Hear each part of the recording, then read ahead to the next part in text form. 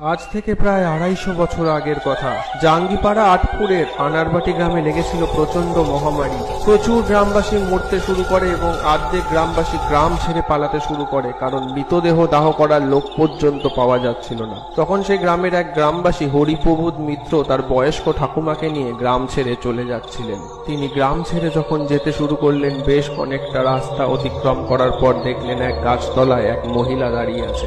সেই দিকে এগোতে সে মহিলা বলল, তোমরা এখান থেকে চলে যাও তোমাদের গ্রামে, মহামারী ঠিক হয়ে যাবে।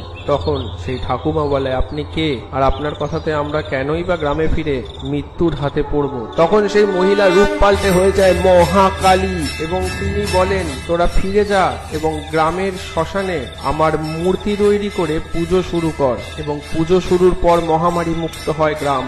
সেই থেকে শুরু আজও মহাসমরয় পূজিত হচ্ছেন বড় মা, এবং মা কালীর নির্দেশে আজও মণ্ডপে তাল পাতা